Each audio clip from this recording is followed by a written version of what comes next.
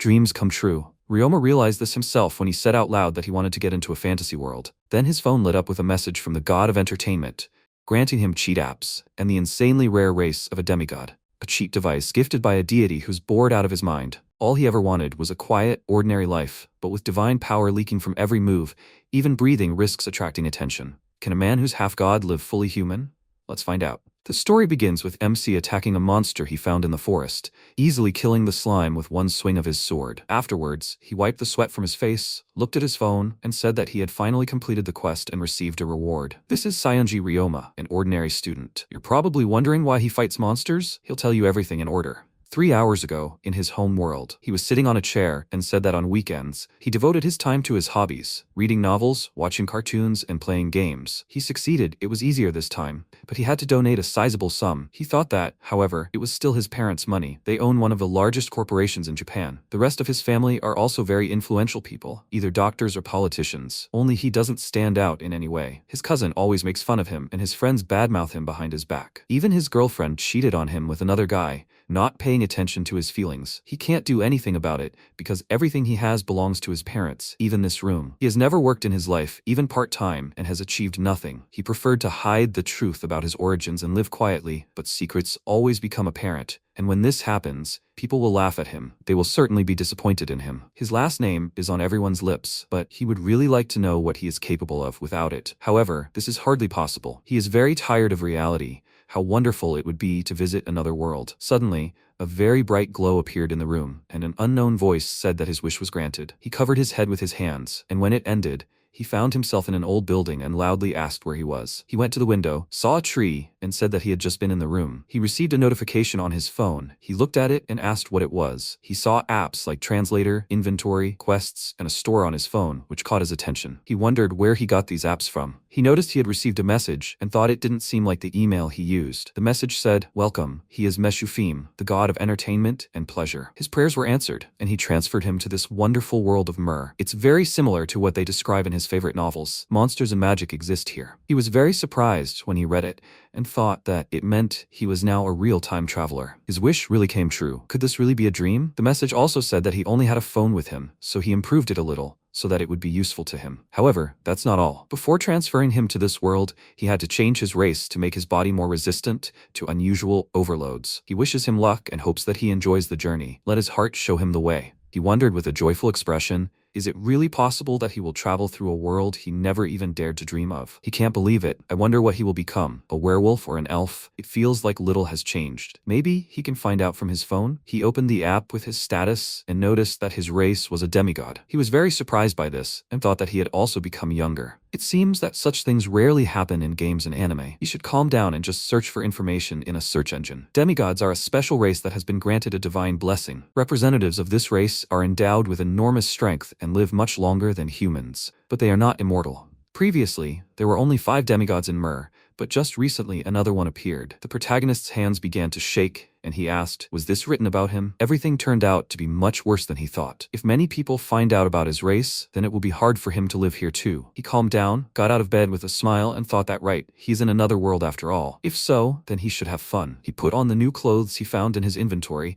and asked if he put them on correctly. He also picked up the sword he found in his inventory, and noticed that he had received a new notification. He checked it, and it said that the divine quest, training, put on clothes, and equip weapons, completed. The reward is 10 divine points, and the swordsmanship skill. He read it and said that it seemed like he had completed some quest, although he himself did not know it. Great. There is even training here. He also now has 1 skill and divine points. Most likely, you can use this to buy something useful. He left the house and thought that he would try his best. Thus, he ended up in another world. However, first of all, he should finish the training. Completing quests turned out to be much easier than extracting magic stones from the bodies of defeated enemies. He felt like after the monster died, all the useful items would appear in his inventory. He was terribly tired and decided to continue training the next day. He spent the rewards he received on various items, skills, and apps. The moment he had been waiting for so long had arrived. He used water magic and asked in surprise, "Is this magic?" He thought he had learned it while leafing through a magic textbook and hoped he would succeed. He launched a water ball at the wall, and it didn't do much damage. He looked at the wet wall with a slightly confused expression and said that it turned out almost as he imagined, but it still wasn't powerful enough. He needed to pull himself together and start the next quest. The system notified him that the next quest was to leave the forest and go to the city. After that, he left the house, followed the map on his phone, and realized that he had no idea where he was going. He was so eager to get to the city that he got lost. Where should he go now? The sun was starting to set. It looked like he'd have to spend the night outdoors. He should at least light a fire. He noticed the wolves coming toward him and thought they seemed to smell fresh meat. There were a lot of them, and he could barely see anything. One of the wolves jumped on him, sank its teeth into the blade of his sword, and threw his weapon aside. He was very worried about this, and thought he would soon be killed. This god was watching over him, right? If so, he could help a little. Although, before, he was constantly looked after and protected, but now everything is different. He can handle it himself. Since he doesn't have a sword, he will use water and try to imagine a powerful weapon. He created many water bullets, which he launched at these monsters at high speed and was able to kill all the monsters around him at once. He was shocked by what happened, fell to the ground, and looked at his trembling hand. Having calmed down a little, he said with a happy expression on his face that he managed to cope alone. After some time, he went out onto the road along which people were walking and asked if he really got out of the thicket. He bowed to two people who were passing by and thought that they belonged to a different race. I wonder if there are people here? A cart passed by him. A man called out to him and said that he seemed to be pretty battered. He was heading to the city of Fales, which was straight ahead. MC looked at him and said that was probably true. He pointed to his cart and said that he could give him a ride. If he went on foot, he wouldn't get there in a day. He thought about it. This was certainly nice, but could this man be trusted? If anything, he would use magic for self-defense, and now he would take his word for it. He bowed to him and thanked him for the offer. He approached his cart, where he was met by a guy who greeted him and asked if he was a traveler. He extended his hand and said that they were guarding the cargo here. His name is Riyoma. Nice to meet you. Next to him sat a girl who said that her name was Permi. Riyoma took his hand, said his name and said that he was glad to meet him. The coachman turned around, called him by name and said that he should quickly climb in and they would go on. They rode on together and he said that this meant that he was also heading to Fales. Where did he come from? He called him by his name with the prefix Kun and said that he came from the west. By the way, where is he from? He said with a friendly smile that he could just call him by his first name. They grew up in a nearby village and decided to go in search of adventure. She is his childhood friend and also a wind mage. His stomach rumbled and he said that he was very hungry. It was time for dinner. He took some dried meat out of the bag, called him by name, and asked if he was hungry. He created water with magic, politely declined, and said that he would rather drink water. They were a little surprised by what they saw. He praised him, and she asked if he was a magician too. He was a little confused by this and said that he was just an ordinary traveler. She said that he had just conjured the water. Only the most skilled sorcerers can cast spells without uttering them out loud. It's amazing. The protagonist was a little surprised by this and thought that the textbook didn't mention anything about this. The coachman turned to them and asked in surprise, "So he's a water mage?" Water is a very valuable resource that's difficult to obtain. If it weren't for water mages, they would have to climb mountains to replenish their supplies. So he's very grateful to them. Roma said with a smile that this was very cool. He laughed and thought that they were wrong to think he was a wizard, but he wouldn't dissuade them. After some time, they reached the city of Fales, and the coachman said that they had finally arrived. He began to look around the city with a joyful expression on his face and thought, this is what a city in another world is like. There's probably a weapon shop there, and everything is full of people. The coachman asked what he was going to do next. MC said that first he would help them as a thank you. They arrived at the right building, where they unloaded all the cargo. The man thanked him and said that that seemed to be all. By the way, does he have a place to stay? He said that he had not yet decided on a place to spend the night. He said that then he asks to let him introduce him to someone. Roma said that if he needed anything, he could contact them. They work in this city, so they would definitely meet again. He agreed, and they said goodbye. After that, he came to the building and said that this must be the same hotel Lunas was talking about. He went inside, and the employee said that since he was his friend, he would give him a discount. After that, he went to his room, lay down on the bed, and said that he was very tired. He thought with a smile that, however, he had a great time, looked at the beautiful city, and learned how to use magic. He also made a couple of good acquaintances. He remembered about the training, turned on his phone, and saw a message saying that the training to leave the forest and go to the city was complete. He received a bag as a reward, and the message said that it was much roomier than it looked at first glance. He was able to fit his entire sword into this small bag and said that apparently they often carry such things here. It is better not to use equipment in front of others, so the bag suits him. He looked at his phone and asked what was next on his agenda. He saw that the next training task was to register with the Adventurers Guild. Riyoma was happy when he saw this and thought that there were even guilds here.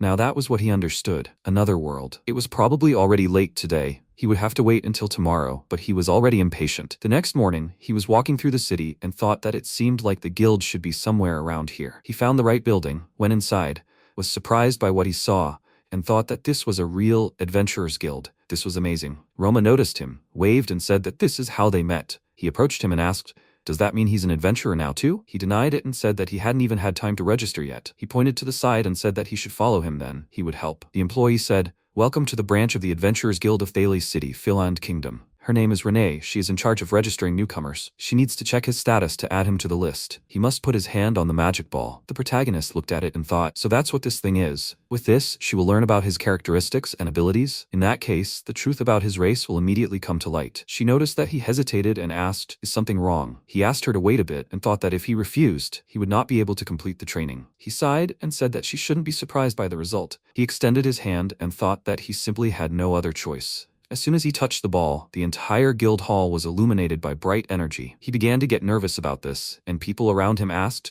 what was that? Did something happen, or did he imagine it? She wanted to ask something with a very worried look, and he was very nervous and quietly said that he asked to keep it a secret. She calmed down a little and said that they should go to another room. He sat down on the sofa in the room where he was led and thought that he was glad that there were no special problems, but all this was still a hassle. Renee came to him with a man, and he said that his name was Jamel. He was the head of the guild. Anyway, she told him that a demigod wanted to join his guild. MC looked at him and thought that he knew it would all end like this. He came closer and said a little nervously that he should check if this was true, if he didn't mind, of course. He asked if maybe they could do without the formalities. She pointed her hand at the magic ball and said that he should put his hand on this ball. It would show more accurate results. He put his hand on the ball, and the room was filled with a bright glow again, which surprised him very much. He knelt down and loudly said that he was accepted. He would issue him a license right away. He was confused by this and said that he should stand up. He said loudly that he was afraid, that he had no right to show him disrespect. Renee apologized and asked if it was true that the presence of a divine blessing could be proven. Most likely, there should be some kind of mark on his body. He began to examine his body and asked, is this really so? He received a notification on his phone. He took it out and thought it was a message from Meshufim. In this message, he wrote that his divine mark was on his shoulder blade. He read it and thought that it seemed like he had become even more familiar. Jamel pointed to the phone with his finger and asked in a confused voice,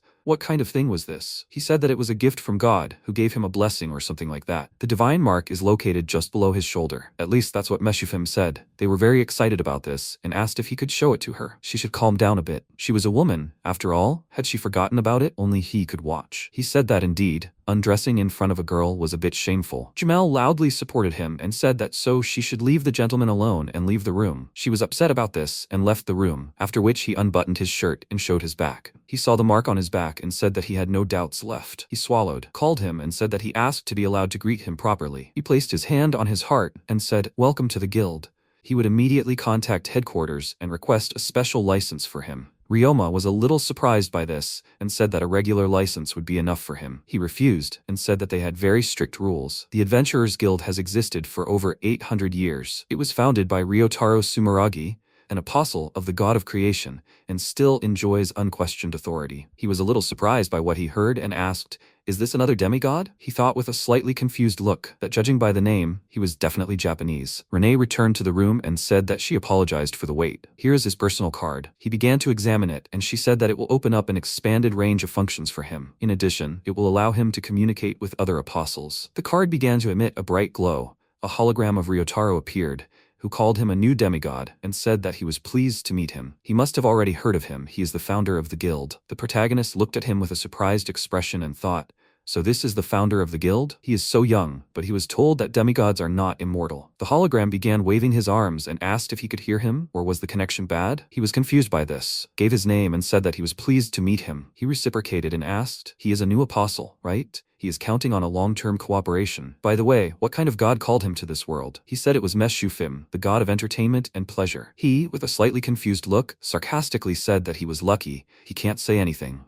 A long time ago, he founded the Adventurers Guild, so people could clear the dungeons his god had created for fun. It nearly plunged the entire world into chaos. He looked away and said it seemed like he had to run. They would talk another time. He waved and, with a friendly smile, said they would see each other again. The hologram disappeared and he thought it had been a chaotic introduction. He must be a very busy man. Jamel said that it seemed the registration procedure was complete. From now on, Renee would be his personal assistant. If he needed anything, he could contact her or him directly. MC agreed and then started to go back down to the hall, thinking that it took longer than he expected. Roma was sitting at the table and said that he was finally released. Did something go wrong? They say there was such a commotion that even the bald psycho was called in. He approached them and said that everything was fine. He had already been given a license, and there were no incidents. He said that he was glad to hear that. What was he going to do next? He said that he would probably take on some simple task. They took him to the order board, and he said that in that case he should start by collecting medicinal herbs. Most of these herbs grow at the edge of the forest, so he would finish quickly. If he wanted, he could help. Permy also offered to help, and he thanked them both. He looked at the task and said, "It turns out there's a task to catch some monsters." He asked, "Is he talking about Frida Vogel?" She said that he would be able to complete this task once he raised his rank. He did not understand this, and Roma said that there was a special ranking in this guild. The more quests he completed,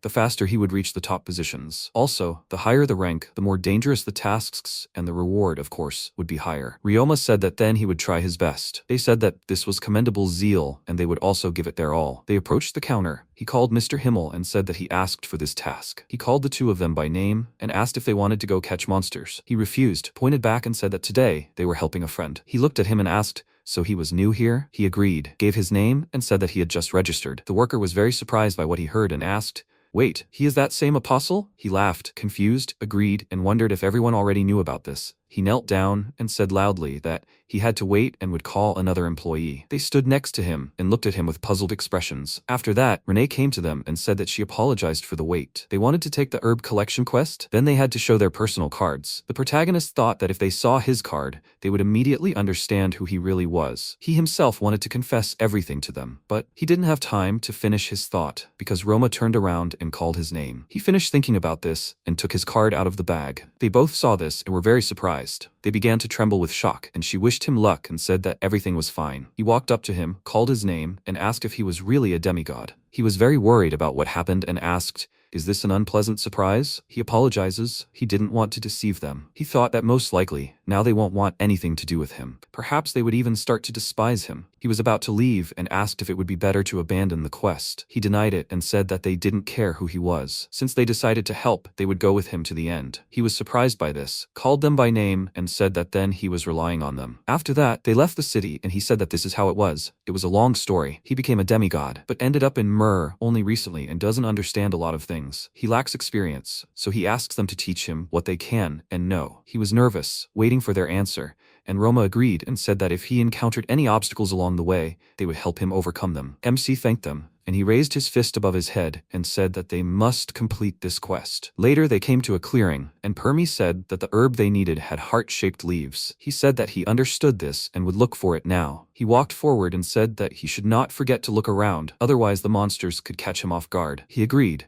went on collecting herbs, and asked if they needed to collect 11 types of herbs in 2 hours. It turned out to be more difficult than he thought. It would be much easier if they had a map with marks. At that moment, a monster flew towards him, letting out a loud roar. He thought this was bad because he left his sword in his inventory. Roma very quickly ran to him, warned him of the danger, and drove the monster away with a blow of his sword. He turned to him with a worried look and asked if he was okay. He looked at the monster and said that it was Frida Vogel, those same monsters. Riyoma suggested running away from here, and he loudly said that it was too late. They were surrounded. Permy stood to the side, cast a spell, and released a stream of wind, which drove away the monsters. She asked, "Are they okay?" He called her name and said that she saved them. He knows water magic and can attack, right? He said in a worried tone that he wasn't sure he could handle it. He looked at him with a confident smile and said that they should defeat these monsters together. His words gave him confidence. He calmed down and agreed. She warned them that she was going to create a stream of wind to distract the monsters, and began casting a spell. He began to create water and thought that if he weren't careful enough, he might accidentally hit them, so he needed to concentrate. After that, Roma gave the signal, and she immediately released a stream of wind, which knocked the monsters to the ground. He ran towards the falling monsters and began killing them with quick strikes of his sword,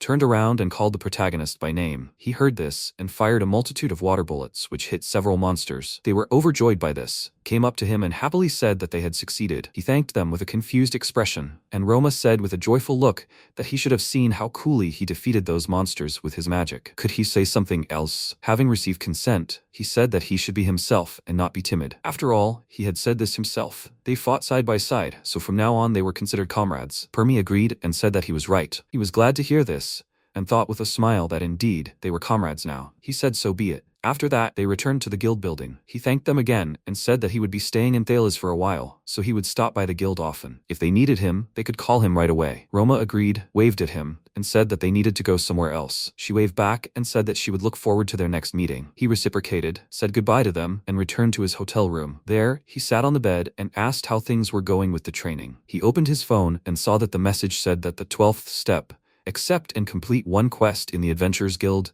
had been completed. The reward was 10 divine points in the skill Mana Recovery. MC continued scrolling through the list of quests and asked if he was almost to the end. He saw a very large reward. This quest said that the last step was to go to the temple and pray. A reward of 1,000 divine points, the Gate of Movement skill, Holiness will increase by 1 point, the title of Game Master, and an upgrade. He was surprised by what he read and said that he didn't understand why he needed all this at all. Maybe he should check it in the browser? It said that Holiness, apostles perform great deeds and achieve the recognition of believers, which increases their holiness and power, thanks to which they themselves can later become gods. He read this and asked, did Meshufim really want to make him a god? He would prefer to remain an ordinary traveler. Still, he would have to visit the temple. After that, he entered the temple, looked around with a confused look and thought he had come, but how to pray? He should try to do the same as everyone else. He knelt down and mentally asked God to hear him. Suddenly, he teleported to an unknown place and asked, where did he go? Meshufim was sitting on a column next to him, waved his hand, called him by name and greeted him. Riyoma approached him and asked if he was the god who had summoned him. Having received a positive answer, he asked why he had summoned him into this world. He looked at him and asked,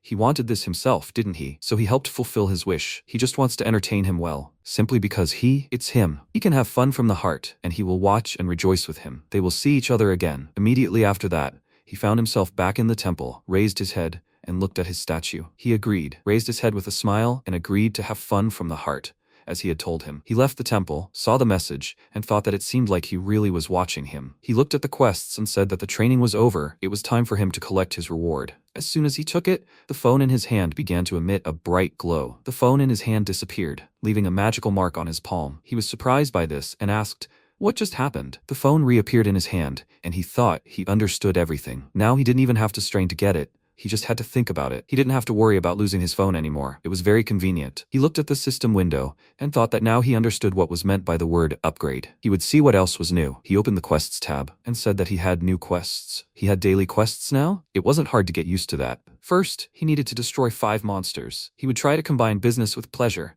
and take a similar quest from the guild. The training was over. It was time to get down to business in earnest. After this, the protagonist came to the guild and took the quest to kill 10 goblins. After that, he came to the forest, killed several goblins, and said that killing a couple of them was quite easy for him. However, he doesn't like extracting magic stones from them, but he has to, otherwise he won't complete the quest. Suddenly, he heard someone loudly calling for help next to him. He immediately heard it, ran towards the voice, and saw a group of wolves attacking a young man. He created water bullets and attacked these monsters to scare them away. He ran up to him and loudly asked, is he okay? He thought that he seemed to have a healing potion somewhere. He took the potion out of his inventory and poured it into his mouth. Thanks to this, his wounds quickly healed, and he quickly felt better. When he regained consciousness, he said that he was very grateful for the help. His name is Ruin. He is a novice traveler. MC said his name and said that there was no need for thanks. He said with a joyful smile that he had saved his life and was asking to be allowed to repay him. He continued to refuse, and he said loudly that he would do anything for him. He thought with a slightly confused look that apparently this guy would not leave him alone. He asked, then, what did he think about playing a game with him? Having received consent, he began to take something out of his bag and thought that since everything worked out this way, he would kill 2 birds with 1 stone. He just needed to try something out. The Game Master skill is a part of the power of the god of entertainment himself, allowing you to win any game, but in case of a loss, what was put at stake will be forcibly confiscated. In addition, thanks to this ability, you can expose any cheater. Whether to use this or not is up to him. He took out a coin and said with a smile that he was offering to play a coin toss. The rules are simple. You need to guess whether the coin will land heads or tails. He caught the coin and asked what he was betting on. Ruin chose heads, but he chose the opposite and used this skill. After that, he raised the hand that covered the coin and said that he thought he had won. Excitement awakened in him, and he asked if they could play again. Riyoma agreed and thought he understood how it worked. It came up tails, but he managed to change it to heads. It turns out that the outcome of the game depends only on him. Now he will try to make it so that he wins 5 times in a row. This will give him the opportunity to understand if he can play against himself. He asked why they don't gamble on something. He bets a magic stone. He didn't mind and said that then he would bet a bunch of medicinal herbs. After that, he chose tails and tossed a coin. He showed the coin and said that it came up tails. He won. Immediately after that, a magic stone appeared in Ruin's hands which he bet. He said that this was the very stone he had bet on. He thought that this was what it meant. The condition would be forcibly removed. The stone itself fell into his hands. This ability, a double-edged sword, it should be used wisely. He thanked him for the game and said that such gratitude was quite enough for him. He was surprised by this and asked loudly, "Is that all?" He refuses. This is not enough. Besides, he also received a magic stone. He said that he can calm down. It is better for them to return to the city. After that, they both returned to the guild building, where he gave the magic crystals as proof of killing the goblins. Ruin called him and asked if he had finished his report yet. Would he like to have lunch together? He agreed, after which he ordered several dishes and said that the food here is very tasty. Also, rooms are rented cheaply. This inn is a real find for beginners like him. The protagonist said that this is wonderful. Then perhaps he will not look for another inn and will stay here. He asked if they could split the room rent. After that, they went to their room and sat on their beds. He took out his phone and thought that now he could collect rewards for quests. He had accumulated a lot of divine points and wanted to improve his magic power. This caught his attention. He called him and asked what it was. Was it some kind of magical device? He agreed and thought, by magical device, he meant what they use in the guild. He said with a surprised intonation that he also wanted to buy something like that. He had an idea and asked with a smile, "Then how about a part-time job?" Ruin didn't understand this and asked what he meant. He said that it was some kind of quest. He would hunt goblins, and he would extract magic stones from them. Then they would sell it and split the profits equally. He agreed with a happy expression and said that he just needed to update his equipment, so he couldn't refuse such an offer. He was happy about this and said that then they would start tomorrow. After that, he fell asleep, and he was looking at quests on his phone and thought that in the morning he would immediately go hunting. Since he had accumulated so many divine points, it would be nice to acquire new skills. Fire, wind, and earth magic, and at the same time, he would increase his mana a little. Immediately after that, he felt energy in his body and was surprised to think that he could literally feel his strength growing. It seemed that this would be enough for now. His attention was caught by an app called Fairy Garden. He opened this app and said with surprise that it looked like a mobile game. This app had tabs such as the list of fairies, gacha, inventory, and store. He looked at it and said that he had one free spin. Apparently, it's something like a Tamagotchi, right? He used it and got a level 1 fairy king without a name. He was happy about it and said that he must be very rare. What should I name him? He thought of it. From now on, his name is Fonon. He noticed the Fairy King's happy reaction and said that he seemed to like the name. He wants to give him something? Is it the grass from the fairy island? It appeared in front of him and he asked in surprise, "Wait, can he really get this? Can he give him something in return?" He was so happy about it. By the way, is this Yggdrasil by any chance? The next morning, Ruin woke up and wished him good morning. MC was very surprised when he heard this and wondered if he had really been playing this all night. After that, they left the inn, and he said that he was going to go kill goblins. He said goodbye to him and said that for now he would complete a few errands in the city. Later, he came to the forest and thought that the map marked the places where monsters gathered. There must be a goblin nest among this. He came to the right place, saw the goblins, and said that this is what he needed. He thought that there were quite a lot of goblins here, but they were all quite weak. He would try to gather them in one spot and hit them with one blow. He launched several projectiles with magic and killed 2 goblins. The rest of the monsters immediately ran towards him, and he thought that they were caught. As soon as they came closer, he used his magic and created many stakes from the ground, with which he immediately killed a large crowd of goblins. He thought with a smile that it was very easy. He was very surprised when he noticed a huge monster among them and asked loudly, "Is this some kind of boss?" This huge goblin screamed loudly and quickly ran towards him. He raised his hand and said loudly that he would not give up so easily. He released a very strong stream of wind, which threw the monster away from himself and inflicted very serious injuries. With this attack, he killed the goblin and asked, "Is that all?" He was already scared. He took out his phone and said he would deal with the corpses later and let it sit in his inventory for now. Had this large goblin turned into a hobgoblin? If he left the nest untouched, even more goblins would appear, and that would be fraught with dire consequences. He would have to deal with this for the greater good. To deal with this for sure, he would use the power he had received yesterday. He cast divine magic over a large area in front of him. Earlier, he had received a notification that divine magic could create a stream of light capable of repelling any attack and healing serious wounds and illnesses. Moreover, with this you can sanctify any place and no monsters will dare to enter it. In truth, this is a power only the gods can wield. He looked at it in amazement and said that this place is now sacred. Even the air has become cleaner. It's excellent. So he completed the quest and received telekinesis as a reward. He needs to try it out immediately. With this skill, he lifted it into the air and said with surprise that his sword was floating in the air. It turns out out that you just need to imagine how its magical power envelops the object. After that, he began to swing the sword very quickly and stabbed it into a tree. He continued swinging the sword with a joyful expression on his face and thought that it was so much fun. Now, he can fight without even touching the weapon. He noticed that it was starting to get dark and said that it was time to call it a day. The next day, he came to the forest with Ruin, and he said that they should stop somewhere around here. He took out his phone, pulled out a lot of goblin bodies, and said that they would work together because they would finish faster. After that, they began to take magic stones out of the goblins' bodies. He looked to the side and asked in surprise, "That's a hobgoblin, right?" Riyoma agreed and said that it was his nests that he had destroyed. He asked in surprise, apparently he was a seasoned adventurer, right? He dealt with a whole crowd of monsters single-handedly. He said that it was not difficult at all. He just stood at a distance and used magic. He was still amazed and said that it was still incredible. He also felt a bit hungry. He said that he picked some berries on the way. He could eat them. When they finished with this, he began to warm up and said that they were finally done. All that remained was to get to the city and sell the goods to the guild. Ruin said that he could not even imagine how much money they would get. After that, they came to the guild and the worker said that in total, they received 2,132 binas. The protagonist gave him half of this amount and said that this was his share. He thanked him with a joyful voice and said that with this amount of money, he would be able to renew all his equipment. Gmail called him and asked if he could talk to him for a little while. He had something important to tell him. He agreed and wondered what happened. It seemed that the matter was really serious. He turned to Ruin, apologized and said that he could not wait for him. He would be late.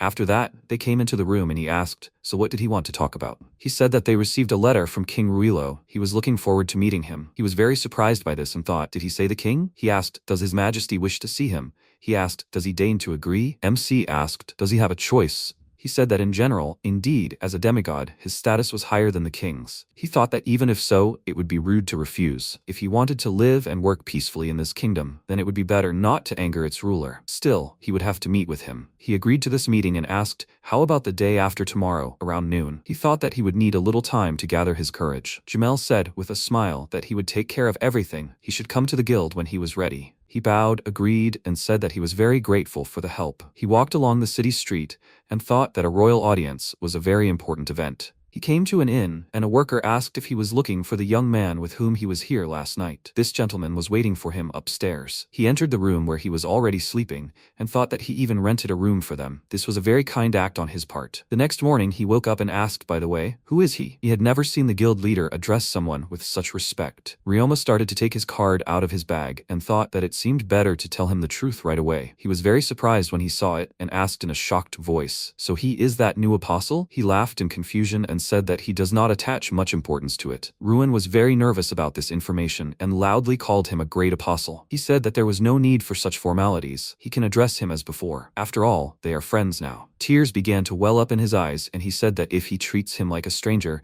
he will be very lonely. He could not stand it.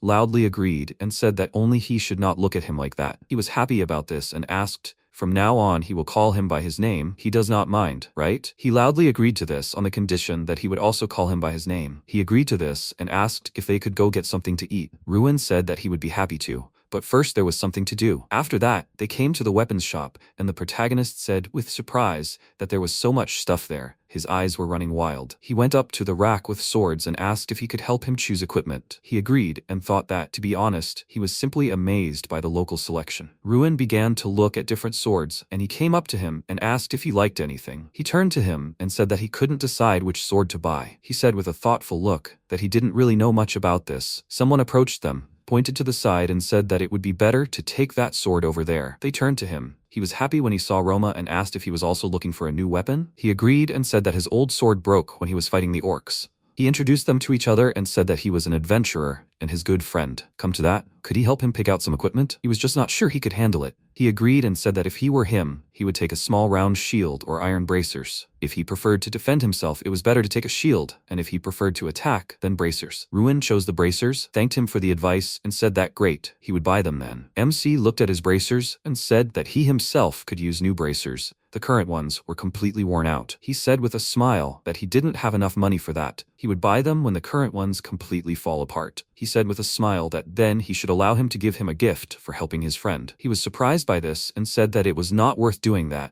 He didn't listen to this and said that he should have reliable equipment. He didn't want his friend to get hurt. He agreed with a confused look and thanked him for it. After that, he approached Ruin and said that he should buy him a couple of vials of healing potion. He should use it wisely. He thanked him and said that he wouldn't waste it thoughtlessly. They left there. He called Roma and asked if they were going to have a bite to eat. Would he like to join them? He agreed and said that he had a fantastic place in mind. They should meet Perm and go there. After that, they met with her and came to the place where they were going to go. They sat down at the table. Roma began to look around and said that it was quite cozy here. Roma said that, to be honest, he even felt awkward sitting there. He started looking at the menu and thought that during his stay in Myrr, he noticed that the local taverns mostly served meat.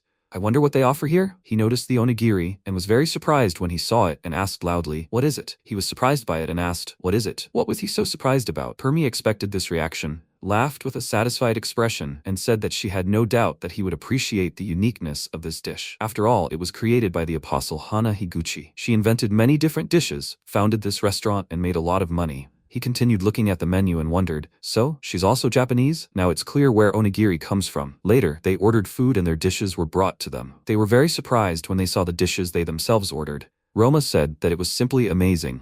Ruin also started eating and asked, "This steak is so tender, is it really made of meat?" She said that this sandwich was also amazing. The protagonist, with a satisfied expression on his face, began to eat and thought that he couldn't believe that such delicious food was prepared in this world. He said the pasta was delicious. She said Hana was a genius. The others were also pleased with their dishes, and he thought with a smile that they seemed very pleased. He wished there were more pleasant moments like this. He called her over and asked, by the way, what she had been doing today. Permi said she had been studying sacred magic at the temple. As far as she knew, it could cure any ailment. Roma said that in that case, he would be able to fight at full strength to protect her. She, looking a little worried, said that she was only asking him not to overexert himself. Ruin sighed and said that he would like to have comrades like him. He asked, then why shouldn't he join them? He was surprised by this and asked if it was possible, considering that he was a newbie. He said with a smile that they were newbies once too, so there was nothing wrong with that. Together they could do it. He was incredibly happy to hear this and said loudly that he was very grateful and would try his best. MC listened to this with a joyful look and thought that he was so caring and sensitive. Permi remembered something, called him and asked if he had mastered divine magic. Only apostles can use it. Divine magic not only heals wounds but also removes curses. Besides, she heard that with its help one can summon angels and resurrect the dead. Roma was very surprised by what he heard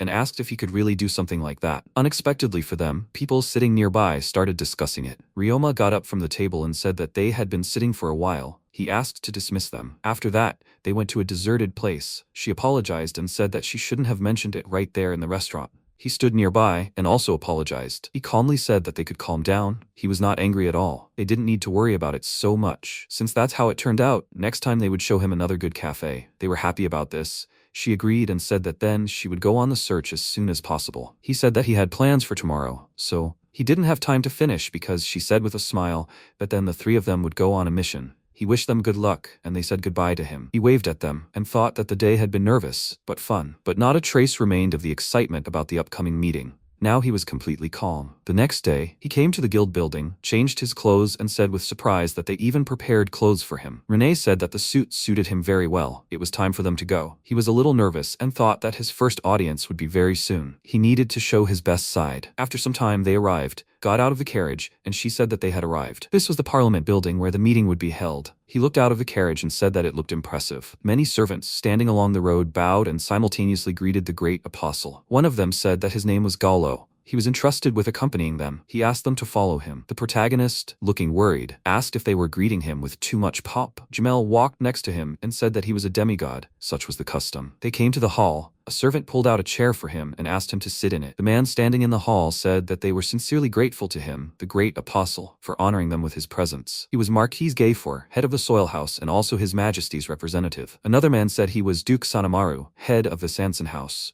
Jamel gave his name and said that he is the head of the Fales City Adventurers Guild branch. This was Renee. They were accompanying the apostle. MC listened to this and thought that it seemed it was his turn to introduce himself. He stated his name and said that he was blessed by the god Meshufim. They were a little surprised by what they heard. Gayfer took out a scroll and said that the king had ordered a message to be conveyed to him. He took the message and found it written that the current ruler of Philand, Ruilo, welcomed him. Welcoming the apostle to this kingdom was a great honor for him and all his subjects, so he asks to be given a fitting welcome. He humbly asks him to visit his palace someday and timidly hopes to establish a strong friendship with him. He hopes that he will enjoy his stay in these parts as much as he wishes. Sanamaru brought various things, put them on the table, and said that these were gifts from His Majesty. He was very surprised by what he saw and asked if he could really accept this. They agreed, He took out his phone, thanked them, and said that in that case he would not remain in debt either. He took out items from his inventory and said that these were herbs from the fairy island, leaves fallen from the world tree, and thin branches. They could also take a vial of healing potion. They were all very surprised when they saw these things, and the Duke said that he was sure that the king would be very happy to receive these priceless treasures. Riyoma asked if he could ask them to give him a letter. Having received consent, he said that he was grateful to King Ruilo for the invitation and generous gifts. He promised to visit the capital soon. He would also send him a return gift as a token of his appreciation. Gafor finished writing the letter, bowed, and said that he swears to deliver his letter to His Majesty at any cost. He bowed back, thanked him, and said that it seemed that this was the place to take his leave. After that, they went into the reception room. He took a deep breath and said that he had been very nervous. Jimul, smiling, said that he must note that he had conducted himself well. Renee asked, by the way, if they could see the contents of the papers attached to the king's gifts. He agreed, after which he began to look through them and said that this document grants the owner the right to purchase a mansion in the center of the royal capital, and this one, the use of a magical flying machine. The third document is an agreement. The third document caught his attention, and he said that it recognized him as a divine apostle and guaranteed his safety in the territory of Philand. Furthermore, any display of hostility towards him would be considered a direct insult to the entire ruling family. In other words, His Majesty gave him his full and unconditional support. The protagonist was very surprised by this, and thought that from now on the fate of the kingdom was closely tied to his own. However, he wasn't sure he was ready to shoulder such a heavy responsibility, as it required a serious attitude. He received a message from Meshufim, and it said that he had given him his blessing to amuse him to his heart's content, so he shouldn't attach too much importance to what was happening. Nothing terrible would happen anyway. He gave him his word. He calmed down when he read this and thought that then he wouldn't think about it too much. He would thank him for this later. Now he could continue having fun. He asked, "Can they go home now?" Renee agreed and said that she would arrange for a carriage to be brought. Does he plan to do anything upon his return? He said that he would like to visit one place. After that, they arrived at the hall of the Merchant Guild. He went inside and thought that the king was trying his best to make his life easier. Since he had so generously given him money, he would buy himself a house. He was met by a man who greeted him with a smile and said that his name was Marunich. He was the head of the Merchant Guild. He called him by his name and apostle and said that he was very glad to meet him. MC became a little tense because of this and asked if he knew him. He said that awareness is the most important quality of any merchant. How can he serve? He said that he would like to purchase a plot of land or a house. He said that first they should discuss his wishes and budget, so he asked to follow him. He laid out several drawings on the table and said that he asked to offer him several options. He looked through it and thought that this 3-story house with a garden, 20 rooms, and a large basement fully met his requirements. He handed over the document and said that he would probably stop there. He was surprised by this and asked had he decided so quickly. He said with a smile that it was better not to postpone the purchase of truly valuable things. Besides, this wonderful mansion cost only 6 ingots. Maruni said that if he wanted, they could hire servants for him. It seemed that each of them could be paid 600 bainas, which was a very respectable salary. Riyoma said that then he asked them to find him 2 maids, a manager, and a butler. Their monthly salary would be 1,000 binas per person. He agreed, after which they left the building. He called the coachman with the carriage and said that now he asked to be allowed to show him the property. They arrived at the right place. He got out and said that he was grateful to him for his patience. This was his new estate. He was very surprised when he saw it, and after that they began to tour the area, and he said it was simply delightful. He really liked it. Moreover, the decor was beyond praise. Maruni said he was flattered by these words. All the houses they sell must be cozy, bright, and clean. That's their main principle. A servant will arrive tomorrow. When he left, the protagonist sat down on the sofa and said that now he had his own home. He received a message from Meshufim, and it said that if he liked this mansion, then why not install a teleporter here? The Travelgate app allows you to set teleportation points anywhere convenient. However, he must be careful and not stray too far from it. He read this and thought that he had completely forgotten that he had such a cool app. He should have used it more often. However, in that case, he probably wouldn't have been able to help Ruin, so everything is fine. The next morning, Maruni came to him, wished him good morning, and said that he had brought the servants as promised. Velnan, Giones, Mariana, and Rua Maria bowed to him and loudly said that they were pleased to meet him and asked him to take care of them. He handed them a contract and said that all the terms of employment were specified here. He hastened to add that all employees have a non-disclosure agreement. MC said that, first of all, he asks everyone to familiarize themselves with the layout of the mansion and the daily routine. 6 o'clock in the morning, getting up and preparing breakfast. 7 o'clock in the morning, breakfast, buying groceries, and preparing lunch. 12 o'clock in the morning, lunch, running various errands, cleaning, preparing dinner. 6 o'clock in the evening, dinner. After cleaning, the servants will have free time. They will have breakfast, lunch and dinner immediately after the master. In addition, they will have 3 breaks during the day, at 9 in the morning, in the afternoon, and at 3 in the evening. Gionas was very surprised by this and asked loudly, as many as 3 breaks? He agreed and asked, was it different? He said that before they had to work from early morning until late at night, until the masters went to bed, they had almost no time to rest. He said that it was terrible and no good. If they were tired and sick, it was better to rest. There was no need to force yourself to work. They all bowed to him and loudly thanked him for this. After that, they began to do various chores around the estate. In the evening, Riyoma sat on the sofa and thought how wonderful it was that he had such diligent servants. He could entrust them with most of the work and rest. He should check on the fairy garden and his daily errands. Maybe he should complete a quest? He was a little surprised when he saw a quest related to the dungeon and thought, this is what Meshifim creates, right? If this is a challenge, then he is ready to accept it. The next day, he said that he had warned the servants about his absence. Now they can go. He went with the other adventurers, noticed something, and asked what it was. He thought it looked like a temple column. So this is the entrance to the dungeon? People walk right through it. He passed through the column, found himself in a cave, and began to look around. At that moment, he received a message. There, God wrote, "Welcome to his dungeon." He improved it a little. Now it creates resources, items, and monsters by absorbing the unstable energy of the collapsing world. Basically, he can have fun. The protagonist thought it sounded a bit wild, but he'll try not to think about it. He walked through the dungeon and thought it wouldn't hurt to take a good look around first. A huge monster flew towards him, but he noticed it right away. He released a powerful stream of wind, which immediately killed it. Items appeared above the body of the killed monster, and he said with surprise that he wouldn't even have to get them himself. He'll collect the loot and keep moving forward. After that, he went further, killed the monsters, found a chest, and said that he'd already collected quite a lot of stuff. What the hell is that? Suddenly, the corpse of an adventurer fell next to him, and he was very scared by what he saw. He immediately ran very far away, stopped in a safe place, and breathed heavily due to stress and fatigue. He thought with a dissatisfied expression, is this what he's supposed to enjoy? Perhaps that's enough for today. He was so scared that he ran without looking where he was going. He heard loud sounds and thought that he needed to get out of here quickly. He was very happy when he saw a group of adventurers on his way. He ran up to them, apologized, and asked if they could show him the exit. One of them asked with a displeased expression. He went into the dungeon practically lightly. Did he want to die? He said that he was just going down here for the first time. He calmed down a little after hearing this and asked, so he's a newbie? They were already getting ready to leave anyway, so they would help him get through. However, next time he should take a map with him. He was very surprised by what he heard and thought, yeah, he does have a map. He completely forgot about it. Another guy approached him, called him Dise, and said that he should stop grumbling. He greeted this newbie and said that his name was Shion, and this was Seldion, and next to him was Riord. By the way, what's his name? He said his name and said it was nice to meet him. He thought that wandering around the dungeon alone was scary, so he should come with him. Later,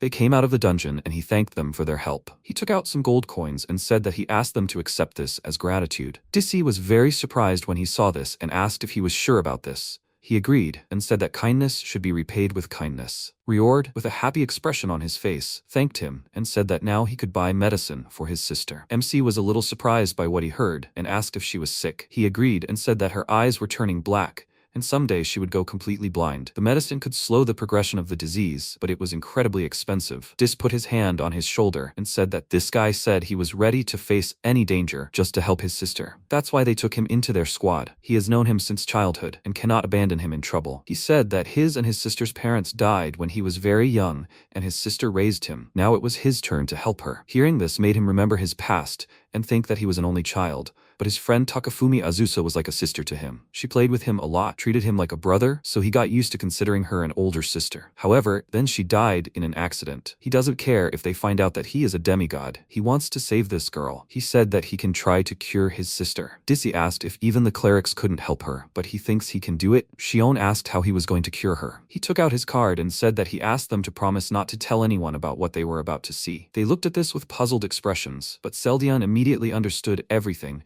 and was very surprised. He knelt before him and loudly said that they must kneel immediately. Before them was a sacred being from the pinnacle of creation, a great apostle. They were very surprised by what they heard, and Riyoma called him and asked him to rise. Riord approached him and asked, he heard that apostles can heal any ailment. Is it true? Could he really be able to do such a thing? He created a bright energy in his hand, agreed, and said that, although he had never tried until now, Dise approached him, bowed and loudly said that he apologized for his recent rudeness. He begged him to help his friend's sister and save Mazzari. He said that he would do everything possible for this. Later they came to his house. He called his sister and said that he returned and brought someone amazing. She was lying in bed, greeted him and asked who he was talking about. He gestured with a joyful expression and said that he was talking about the person who would heal her. The protagonist introduced himself and said that he was glad to meet her. Most of her eyes were covered with dark energy, and she said that there was no need to give her false hopes. This illness cannot be driven away. One can only delay the inevitable. She had already resigned herself to it. Dissy approached her and said that her brother was trying very hard to help her, so he asked her to believe in him. He approached her and said that the gods had granted him the power with which he would cure her illness. She trusted him. Then he warned her that he was about to begin and began to concentrate his energy in his hands. The others watched in surprise and awaited the result. Mazzari opened her eyes, looked at her hands, and was very surprised when her vision began to return. She called out to her brother and said that she could see again. She could finally make out his face. Riyoma started crying with happiness, hugged her, and she cried too, saying that he had grown so big and strong. She was grateful that he had taken care of her all this time. The others were also very happy about this and loudly said that he couldn't believe it. This was a real miracle. How wonderful. Now they would live as happily and harmoniously as before. MC looked at them with a joyful expression and thought that he did not expect any reward for his help because he did it of his own free will. He would never have thought that he would be so happy about someone else's happiness. How wonderful. They turned to him and said that they were very grateful to him for this. She asks to let her repay him. She will do anything. He was very embarrassed by this, loudly refused, and said that he did not need anything. Besides, he had to go. She said that, however, she did not want to remain in debt. She would definitely think of something. 3 days after using divine magic, Mazzari had fully recovered and no ailments bothered her anymore. However, just in case, he asked her to contact him through the guild if something went wrong. Then he went to Renee and told her about buying a house and visiting a dungeon for the first time, just so she knew about it. However, he decided to wisely keep quiet about almost getting lost there. Lately, the number of people wanting to meet the apostle has noticeably increased, which worries him greatly. The guild is fighting them off as best they can. He is very grateful to them for this. He will need to return the goods. In the evening, he was sitting in his estate and thought that all the daily quests were completed. Fanon was full and happy. What about the divine quests? It seemed that only the most difficult ones remained. He would get around to them someday. Suddenly, his phone made a very loud sound and loudly asked, "What the hell is this?" He opened the notification and was very surprised when he received an urgent quest. He read it and, with a shocked expression, said that this cannot be. There is a wyvern. That moving red dot is the wyvern. It is approaching Fales. So, this counter indicates the time it will take the monster to reach the city? He thought that this is very bad. He needs to warn Jamel as soon as possible so that he can request reinforcements. He ran into the guild building, loudly called the guildmaster, and said he had urgent business. He noticed a guy already sitting in his office and said he seemed to be disturbing them. He looked at him and said it was okay. He didn't mind. Jamel said that, judging by everything, the matter really was urgent. Riyoma loudly declared that it was true. A wyvern was approaching the city. They were surprised by what he heard. The stranger apologized and asked, but how did he know this, and who was he? He turned to him, called him Mr. Van An, and introduced this apostle. He got up from the couch and said that, so he was the demigod everyone was talking about. The hero is at his service. He is very glad to meet him. He agreed with a confused look and reciprocated. He took out his phone, and Jamel asked if he managed to track the wyvern with this device. He agreed and said that a small flock of dragons was flying from the west. According to his calculations, they would be here in about 5 days. They placed the map on the map, and Vanen said that this was how it was, which meant they were somewhere here now. The nesting season was approaching. Most likely, the wyverns were looking for places rich in food. The guild leader, looking worried, said that this was bad. They had almost reached the city of Fortu. If they did not stop in the vicinity, they would definitely attack. The protagonist thought that, unfortunately, he would not be able to teleport such a great distance. He asked how long it would take to get to this city. He said it would take 2 days on the fastest steed. Given the wyvern's flight speed, it was unlikely that they would be able to outrun them. He said loudly that, however, they could not sit idly by either. This meant that they would have to repel their attack as they approached the city. Vanen approached him, offered to help, and said that it seemed that the hero and the apostle would somehow cope with this difficult task. He thanked him for this, and he said that there was no need for thanks. He was just doing his duty. Then it was time for them to go.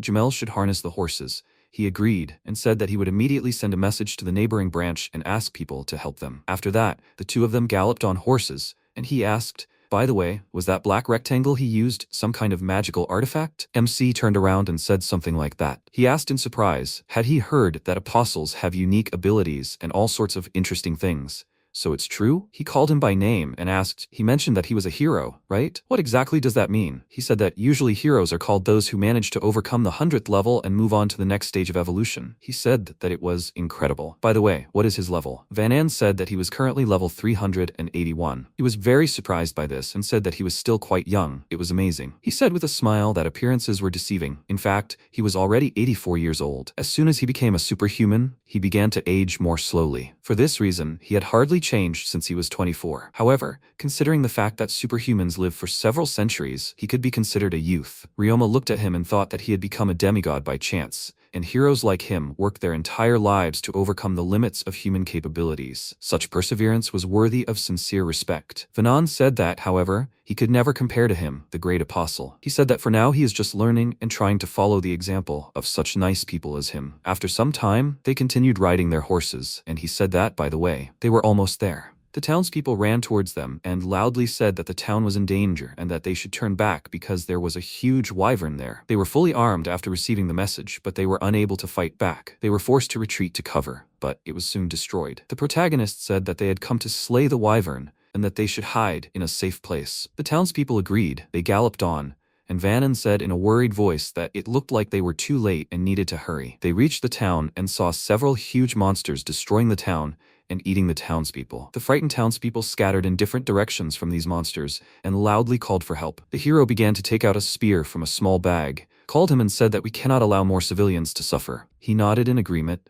took out his phone, and thought that he would invest all his divine points into magic power. After that, he concentrated strong energy in his hands and loudly said that they must end this here and now. They ran very quickly to the city streets and loudly said that they must disperse. They will not hold back. He ran up to the first wyvern and dealt a very strong blow with his spear. They attracted the attention of the rest of the monsters, and they immediately flew towards them. MC began to use fire magic and attacked one of the monsters that was nearby. He was able to kill the wyvern, and Van An looked at this in surprise, laughed, and said that until this moment he still had doubts, but now he is absolutely sure that he really is an apostle. The monster let out a very loud cry, which surprised him very much, and he immediately used energy to heal himself. He looked at the wyvern flying towards him and thought, great, they managed to lure the monsters out of the city. Now they can apply more force. He began to create spikes from the ground, but some of the monsters flew up to dodge this attack. He saw this and immediately created a dome of wind to prevent the monsters from escaping. Van An was surprised by this and said that thanks to this barrier, the rampaging wyverns would not destroy the city. He jumped up and delivered a powerful blow with his spear and hit two monsters at once,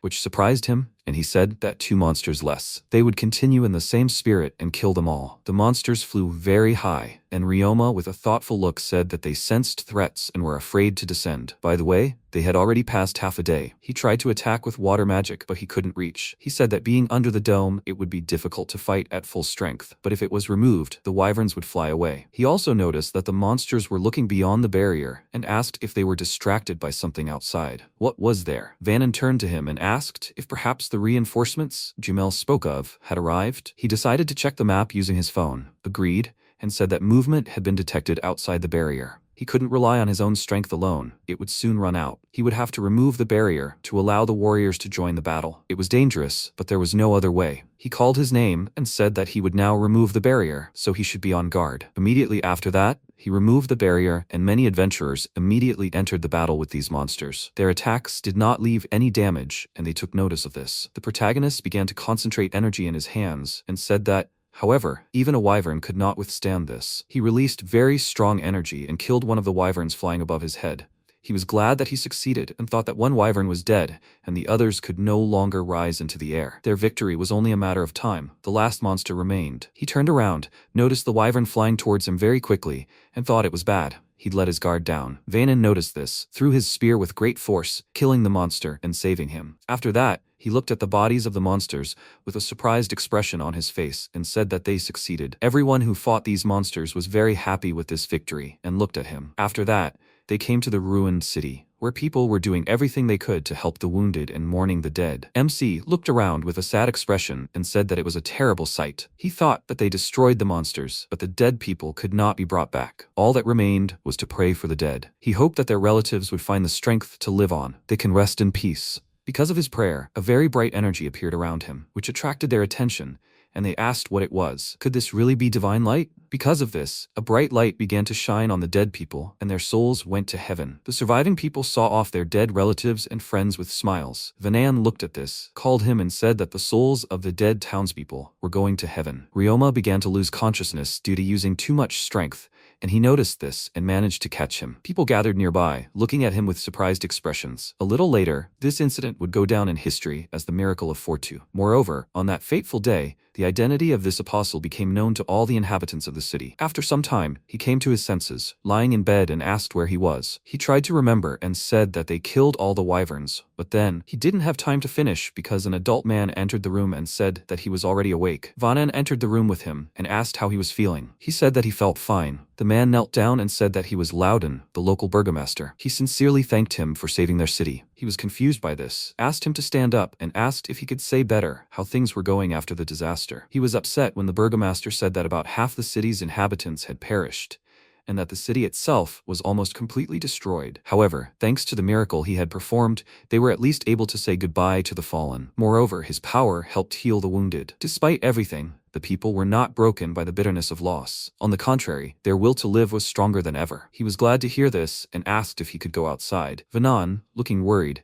said that he should put this thought aside for later, and that it would be better for him to rest today. After he demonstrated his power, all the townspeople realized that he was an apostle, and if he showed himself to them now, they would not leave him alone. The protagonist was very worried about what he had heard, and wondered, now they know who he really is? He said that perhaps then it really was better for him to keep a low profile for now. He said with a small smile that in the meantime, he would soon have to return to the capital. Fighting shoulder to shoulder was a great honor for him. He could feel free to turn to him if he needed help. He reciprocated, and thought that he was an experienced warrior and a reliable comrade. Besides, he possessed incredible strength, but he didn't boast about it at all, and this inspired admiration. He hoped that their paths would cross again someday. He took out his phone and said that of course it was an urgent quest and there was a reward for it. 150,000 divine points, that's a lot. Maybe he should install some new app? The library app caught his attention and he said that it would be great if he could read novels with it. He opened the app and said that there were textbooks on magic, historical treatises, alchemical manuscripts, but not a single book from his world. He was upset about this, but Meshufim wrote to him that if he really wanted to read manga or a novel, he could download the app, His Cozy Little World. He was surprised by what he read and thought,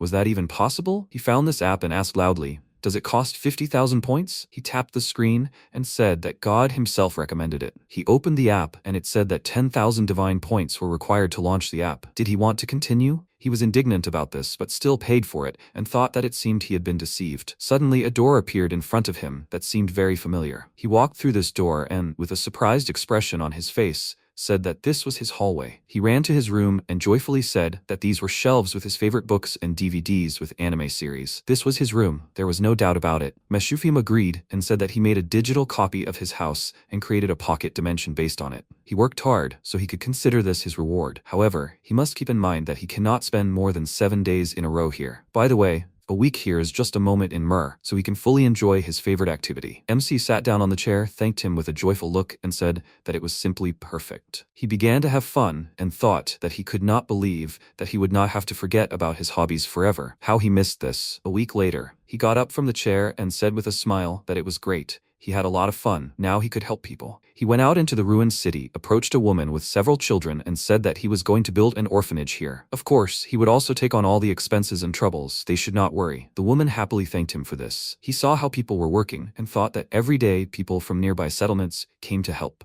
so they had enough labor. If things continued like this, they would quickly rebuild the city. Ludun approached him, called him over, and asked if he could talk to him for a moment. He agreed, and they went into a small room together. The men who accompanied them said they came from a church that honored all gods. His name was Lowell, his name was Azan, and he was grateful that he had graciously agreed to condescend to them. They were still mourning the victims of the recent tragedy and praying for the repose of their souls. They wanted to offer their support to the city on behalf of their church. Riyoma was pleased with this and said that it would be very welcome. That way, the townspeople's lives would return to normal more quickly. He said that they would also like to build a temple in the city, right on the very spot where he had performed the miracle. He asked if he was generally okay with it, but what would he say about it? Ludun smiled and said that he didn't mind. If there was a shrine to the apostle in the fort, the people would be even more inspired. There would be no shortage of parishioners, and the donations of believers would significantly speed up the restoration of the city. He gave his consent, and the three of them thanked him for it. A month later, He thought that the construction of the temple had been completed in the shortest possible time. As soon as this was announced publicly,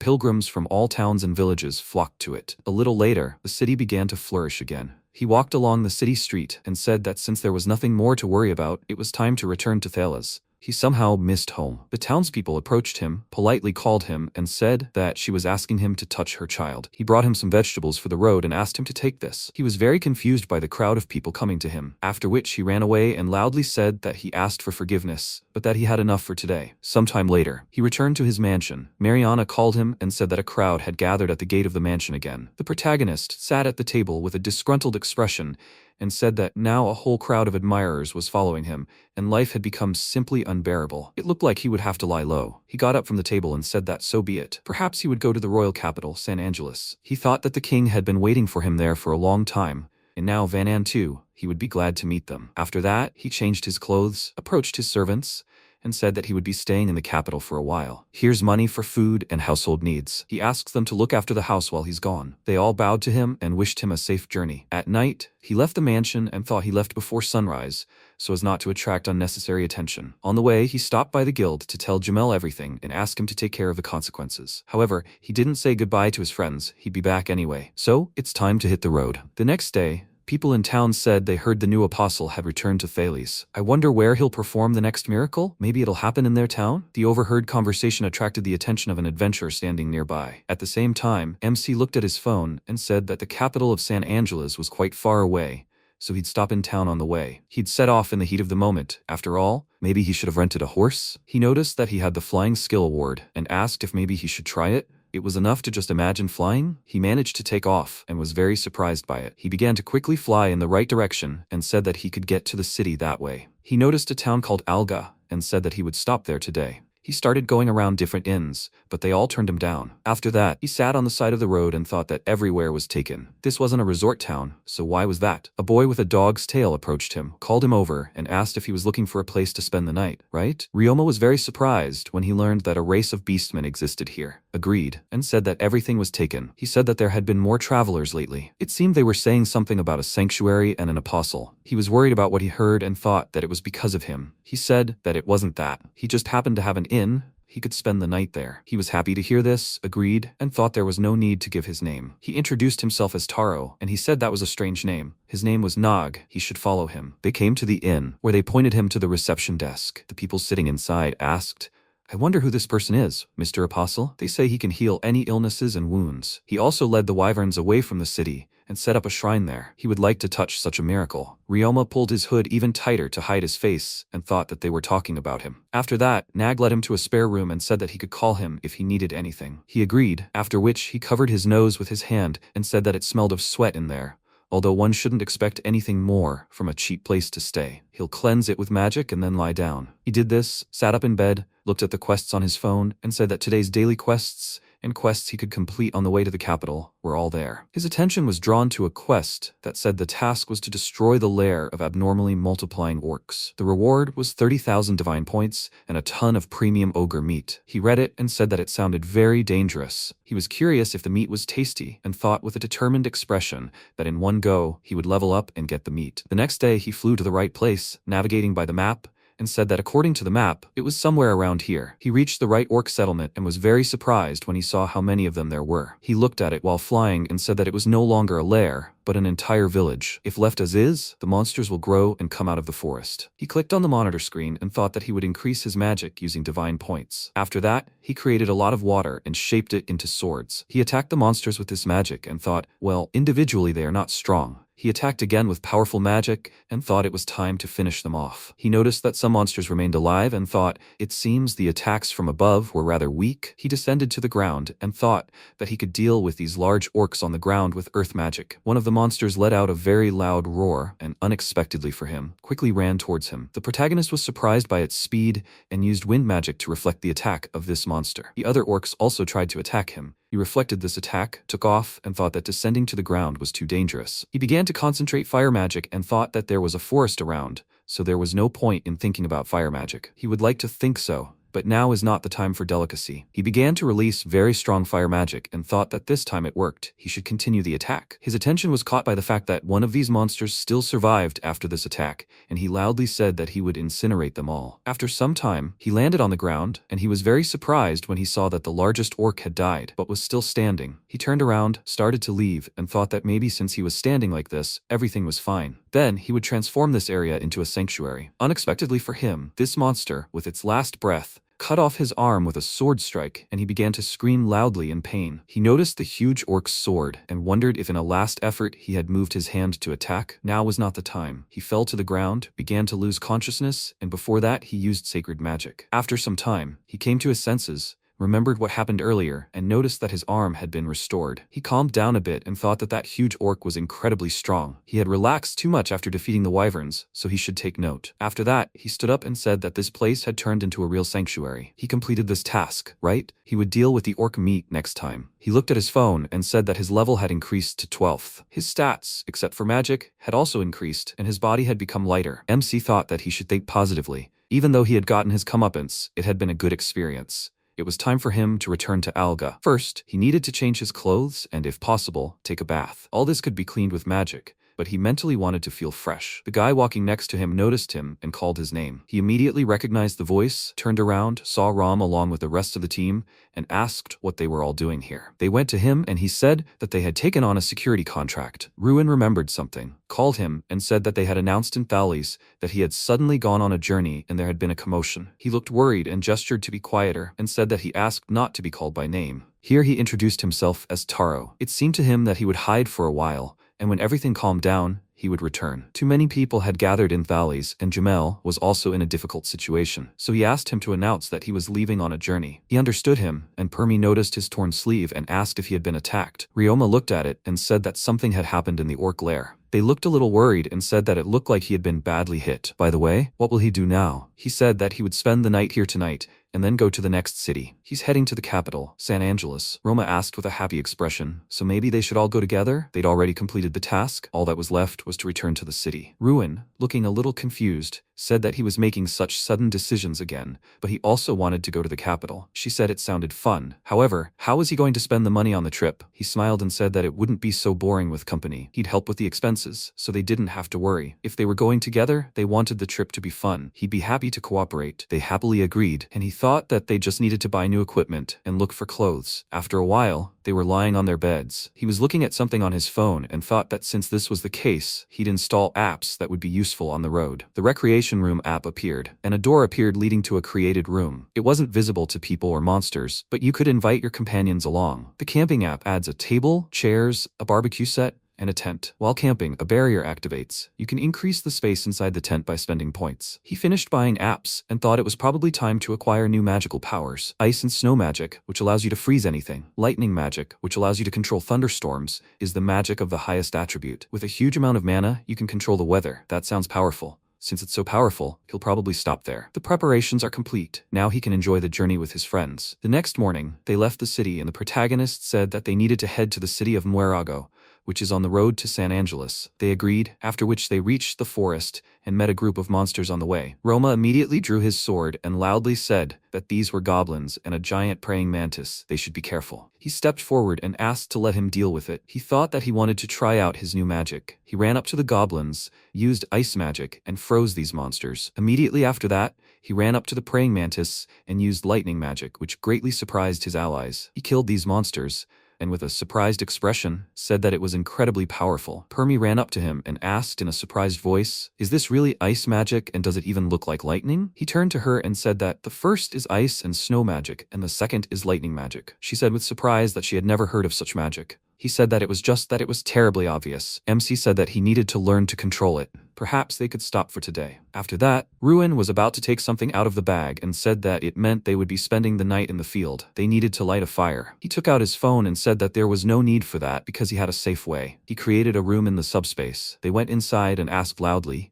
"Is this also his ability?" There's even a bath and a toilet. He said that people and monsters will not be able to enter here, so they can relax. By the way, it is better to make a separate room for her. He changed the room and said that she can use it. She thanked him, after which they sat down at the table, took drinks, and he said that then they can celebrate, that they can now travel together. Roma was very surprised when he tried it and said that the drink he made was very tasty. The others were also surprised by the taste, and Riyoma said that it was called orange juice, a fruit drink. He thought with a satisfied look that he had taken it out of his own space and kept it in his inventory. He also took ramen and manga with him. They finished drinking and asked if he had more of this drink. She also wanted more. He said that he still had many different drinks left, like coffee and soda. After that, Permi went to the bathroom and with a satisfied look said that a bath is such a luxury. She was grateful to him for this, because usually she only wipes her body with a wet towel. Then she put on her nightwear, came out of the bathroom, noticed that Roma and Ruin blushed, looking at her, also began to feel embarrassed, went to a separate room, and said that she would go to bed first. Riyoma, with a calm expression on his face, called him and asked if he would go next. They were surprised that he wasn't worried at all and started discussing it. Then they took turns going to the bath and went to bed. A week into their journey, one of them called Taro and asked if they should rest here for a bit. He turned to them and said that they only had a little while to go and they would reach the city. He noticed how they were happily waiting for his decision, agreed to rest, and thought that they seemed to really like the juice. They sat on the side of the road, started drinking drinks, and discussing something. A carriage passed by. A man stopped, looked at them, and asked what they were doing here. It was dangerous here, and there were a lot of monsters wandering around. The man sitting in the carriage asked if they had already reached the city. He went outside, looked around, and was very surprised when he noticed their group. He approached them, took a glass from Ruin, began examining the soda, and asked why such a thing was here. After that, he approached the protagonist and asked with a serious expression, "He's Japanese, right?" He was very surprised by what he heard, but he smiled and said that he shouldn't be so wary. He is a reincarnator, and in his past life he was Japanese. His name is Miyama Ryosuke, and in this world he is called Taoruku. He introduced himself with a distrustful look as Saneda Taro, and he said with a smile that it wasn't that important. Could he give him a soda? He agreed and started looking for it in his bag, and he leaned towards him and said that he could take his time. He would keep the fact that he was the apostle from the rumors a secret. He took the drink, turned around and asked the owner of Targ if these people should be accepted as guests. What did he think? He was a little surprised by his words and said with a smile that he didn't often hear something like that from him. He got off the carriage, gave his name, and said he was in charge of purchasing at the Velven Guild. If it's not too much trouble, could he have a serving of this drink too? He agreed, gave him some soda, and Ryosuke said he should drink it full strength. He started taking deep sips, choked, and was very surprised by this and asked loudly, "What is this?" He laughed and said that now he should try drinking it slowly and feel the taste. He did as he was told, was surprised by the sweet taste, and said that this fizz was a little harsh but very sweet. There's probably a lot of valuable sugar in this drink, right? He's not from the aristocracy by any chance? MC was a little confused by this and said that his family was quite wealthy. He was suddenly kicked out and now he is on a journey. Targ was about to offer him something, but at that moment a monster ran towards them and let out a loud roar. Ryosuke quickly drew his sword and killed the monster with one incredibly fast strike. He was very surprised by what happened and thought he hadn't even made a sound. Targ sighed with relief and said that, as befits Toruk, nicknamed the Calm One. He sheathed his sword and said that that's why he said enough is enough. He better apologize for the soda. He was a little surprised by this and was about to say something about it. After some time, they all arrived together in the city of Morago. The four of them entered a very luxurious inn and were very surprised by everything they saw there. Roma said that they had been given a ride, and now they had come to such an inn. Ruin asked if he had just been dragged here, but was that normal? Riyoma sat on the edge of the bed and said that this time he would accept it with gratitude. Next time when they had tea, they would use the lounge or a secluded place. You never know what trouble might happen. The next day, a maid came in, wished them good morning, and said that Taro had a guest. He came out of his room and saw Targ and Toruka. However, his guest was another man, who greeted him with a smile and said that his name was Oigus, the head of the Velven Guild. He heard that he brought some kind of unusual drink with him. Would he like to make a deal with his trading guild? He thought with a slightly confused look that after they tried so hard, he couldn't refuse and still came. However, he hates being used in such things. It seems that the only thing left to do is to get out of this situation. He said that he was told that this drink is sweet, with an explosive, sparkling spiciness. Would he treat him to a cup? He handed him a glass with this drink and he asked with surprise, "Is this thing called soda?" He decided to try it, was very surprised by it, stood up abruptly and asked what this strange sensation was. It was as if something was exploding in his mouth, and at the same time, it was so sweet and delicious. Just think, such a drink existed in the world. Would he be so kind as to supply this drink to his guild? They are ready to buy it for 10,000 vinas apiece. The protagonist apologized and said that, however, he only had a little left. He plans to carefully drink it with his friends, prolonging the pleasure. He thought that, in fact, he can take it out of his personal space endlessly, but but he does not want it to be used for business. Oigus said that he understands him. Then maybe he will give just a few bottles for his personal needs. He is offering 20,000 vinas apiece. What does he think about this offer? He apologized and said that he still couldn't sell it. He clenched his fist in anger and said that he was sorry, but perhaps he would give up on this idea. The fact that this allowed him to establish a relationship with the Lord Apostle was already a great achievement. After that, he went back to the hotel, and he looked at it with a very dissatisfied look. Sometime later, he and his team were lying in the hotel room. However, suddenly, Ryosuke quietly approached him, covered his mouth with his hand, and told him that he should calm down. He turned to him and asked in a dissatisfied voice what he wanted if he came at this time of day. He admitted his guilt and said that the matter was urgent, so he asked him to calm down and listen to him. Master Oigus was gathering mercenaries to get his soda. He was going to attack him and take it away. He's that apostle, right? He owes the master something, but even he doesn't want to be hostile to the messenger. So he left that greedy jerk and came to him. MC trusted him, turned on his phone and saw a lot of markers on the map with the word danger. He pointed at it,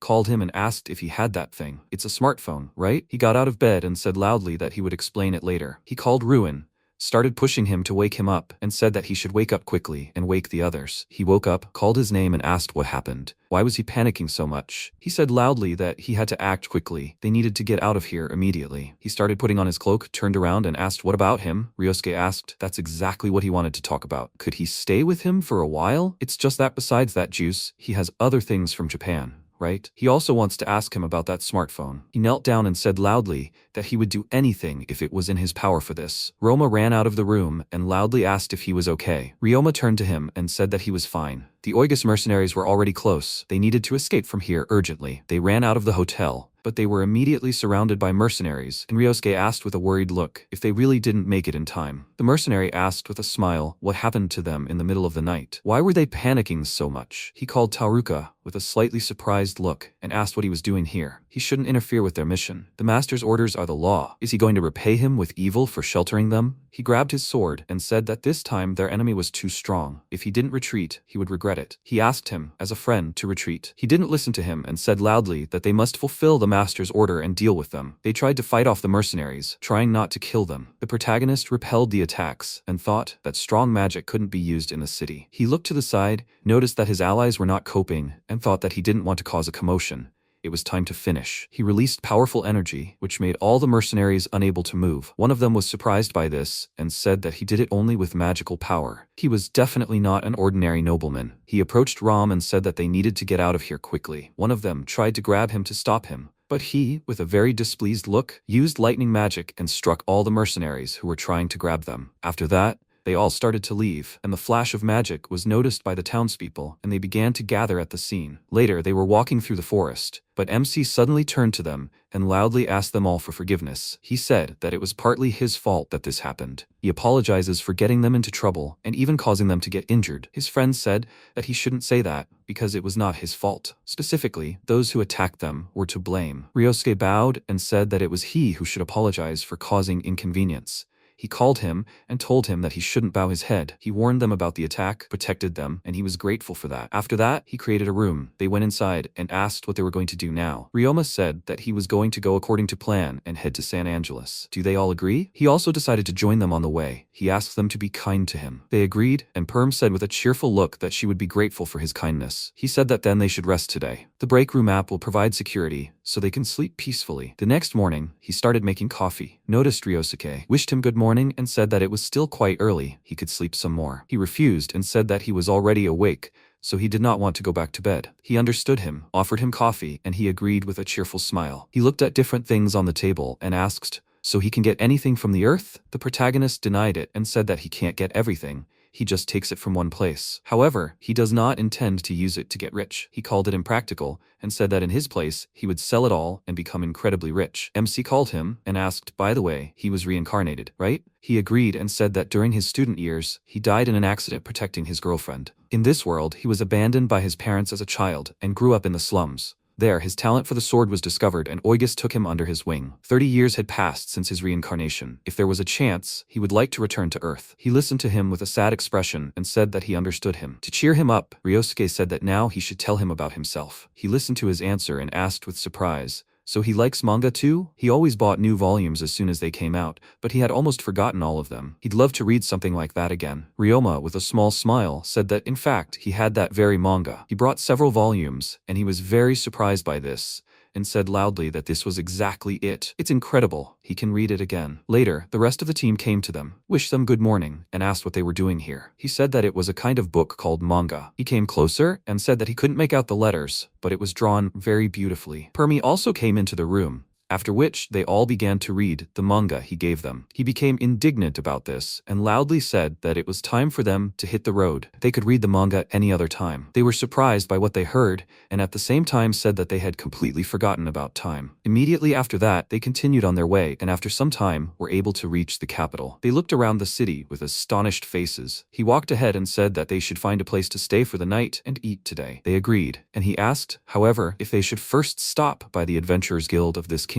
After all, he had come here for an audience with the king. He wanted to send word in advance and get a pass through the guild. Roma agreed and said that they just wanted to look for quests. Ruin said that meeting the king himself was impressive. The protagonist said he was starting to worry. The next day, he left his team and thought that the messenger from the palace wouldn't arrive until afternoon. The others had gone to the guild for quests in the morning. He'd probably take a stroll around the city for now. He went down a gateway where there were a lot of beastmen and thought that this part of the city was a bit run down. He looked around and wondered if they were vagrants. There were too many beastmen here. He quickly left the area and found himself on a busy street. He looked around and thought that, as expected, the road towards the Seekers' Bat Guild was full of shops for adventurers. He entered Insail's magic shop and wondered if this was a shop for magic items, right? Maybe he should buy a staff or something similar? An old woman approached him from behind and asked if he was looking for something specific. MC turned around with a very surprised expression and thought that she was just like a witch from fairy tales. She said that, by the way, she is not a witch. He was even more surprised because of this and asked if she can read minds. She denied it and said that she just imagined it. So what is he looking for? He calmed down a little and said that he does not have a staff or anything like that for magic. I wonder what they have in this store. She understood him, brought a magic wand, and asked, how about this one? Young people like him are suitable for waving short wands. He did not like this magic wand. She went to the stand with other staves and asked, then maybe he would like this one? This is a staff made of sacred wood that grows only in the sacred land of Lugrade. It has the property of healing the owner and banishing evil spirits. He took it in his hands, and suddenly it began to glow brightly. This caught the old woman's attention, and she said that he was the first person to react this way to this staff. It was just like a majestic deity. Riyoma was worried about this, handed it to her, and said that it was too attention-grabbing, so he would probably decline. Does she have any water elemental staffs? Later, she brought him a staff and said that it was created from the materials of the sea dragon Leviathan. It strengthens water magic spells. He immediately felt a strong energy from this staff, and she said that this staff is quite capricious, but it seems to have gotten used to him. Does he want to buy it? He agreed, and she said that it would cost him 400,000 vinas. He was very surprised by what he heard and thought that it was a fortune, but he liked it very much. He still gave a lot of gold bars, left the store, and she said that he could come by any time he wanted. He walked down the street, noticed that people were looking at him, began to put it in his inventory, and thought that with this, he stood out too much. Later, he came to the castle. Guyfer met him and said that everything was ready for the audience. He asks to come with him. The main character went there and thought that he finally waited for an audience with the king. He came to the king's hall. He bowed to him and respectfully said, welcome to his castle. He welcomes him with all his heart. He is the 34th king of this kingdom, Luiro Findel Gorardi Ferrande. He was very surprised by this and said that he asks him to raise his head. He was very pleased with such a warm welcome and sincerely hoped that they could build a good relationship. He raised his head and said that he could not dream of more. From now on, he asked him not to be shy and to visit the royal palace whenever he wished. He thanked him and said that he would be very pleased to accept his offer. He asked with a joyful smile what he would say about staying for dinner tonight, perhaps a meal with his family. He did not have time to finish because he immediately agreed with him. After that, they went to dinner together in the hall, and it lasted until the evening. After that, he left the palace and said that this time they had done him a great honor. He hoped for further goodwill on their part. After that, he came to the carriage and said that he was very nervous about this audience. Forgay thanked him for his efforts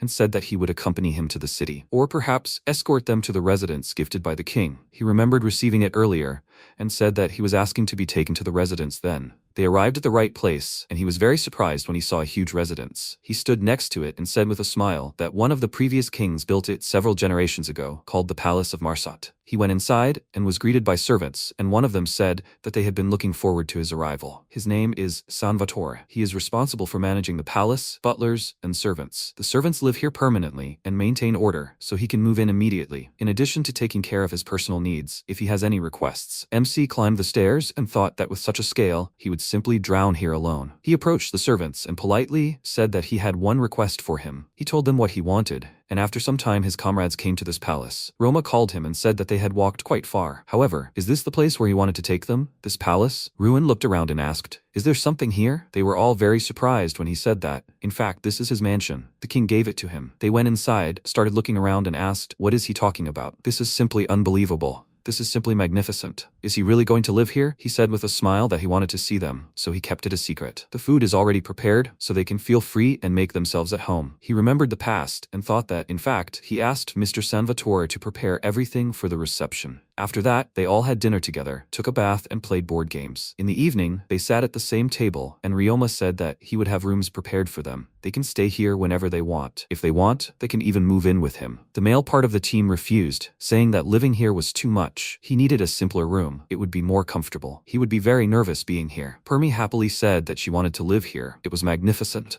Such a luxurious palace, it was simply a fairy tale. Roma refused, saying that it would be better to limit themselves to visiting occasionally. Ruin said that it would be strange to go to the guild from here. She was upset about this, and the guys thought it looked like they had gotten involved with a very important person. After some time, the team left the mansion, thanked him for the time spent, and said that it was fun. They needed to get back to their adventures. The protagonist said that they should visit him sometime, as it was too spacious for one person. They calmly agreed, and Permi, with a very enthusiastic look, loudly agreed and said that they would definitely come to him again. After that, he returned inside the palace, noticed Ryosuke lying on the couch and asked if he was still here. He agreed and asked if he had money. "So does he have any more manga for him?" He took out his phone, promised to bring it, and thought that he seemed to understand the reason why he stayed here. He returned from subspace with a new manga, and the two sat down to read the manga. Later, he started to put on his armor, and Ryosuke was standing next to him and asked if he was going somewhere. He agreed and said that after all, if he doesn't warm up, his skills will dull. He will go to the guild and see if there are any interesting tasks. MC asked if they could go to the dungeon together then. He liked the idea and agreed to it. He also started to get dressed and thought that he just wanted to challenge the dungeon and get even at the same time. At the same time, he will complete the quest from God to accumulate points. They left the palace, and Ryosuke said that they first needed to gather information from the guild. After that, they came to the guild, where Guildmaster Begward greeted them and said that he had recently done them the great honor of entrusting them with the role of intermediary to the king, and he was grateful for it. How could he be of service today? Riyoma said that he was thinking of going through one of the local dungeons and would like to know more about it. He agreed and said that there were 4 dungeons in the area. The first is Raftia Pasture, a vast grassy plain inhabited by many monsters with edible meat. In common parlance, it is called the Meat Dungeon. The second is the large salt lake Faldiesel. Fish-like monsters live there. A large amount of salt can be obtained there. The third is the Tower of the Sage Far. There are many monsters attacking with magic there, and many grimoires and magical items can be obtained. Finally, the fourth, the Gastel Empire. The monsters that appear there are all undead. Because of their immortality, they can only be defeated with holy magic, which is difficult. Currently, the Great Holy Seal of the Church holds them back, but if the Master has the opportunity, they really hope he can clear this particular dungeon. Riyoma thought sadly that he was still a little afraid of the undead. At that moment, he received a message from Meshafim, who said that the Gastel Empire dungeon contained many treasures and that he should go there. He added quests related to the dungeon for him. He was dissatisfied with this and thought that if he was telling him to go, then there was no other way. He said that for today, however, he would probably just stretch his legs and check out the other dungeons. Later, they went to another place. Ryosuke saw a tall column and said that this was the entrance to Raftia's pasture. He walked nearby, looked at it, and thought, "By the way, this pillar is the entrance, right?" He sniffed and said that it smelled of something pleasant. A group of adventurers was sitting next to this place, preparing food. After that, the two of them entered a dungeon and saw huge fields with a huge tree on the horizon. He looked around and said that wherever he looked, there were only meadows. Ryosuke looked into the distance and said that there was a huge tree in the distance. The protagonist looked there too, and said that first they should get to this tree as a landmark. They started walking towards this tree together, but he heard some loud sound, turned around and asked what it was. He looked to the side and loudly said that it was a herd of Genoi Burko. He began to take a staff out of his bag and said that this is how it began.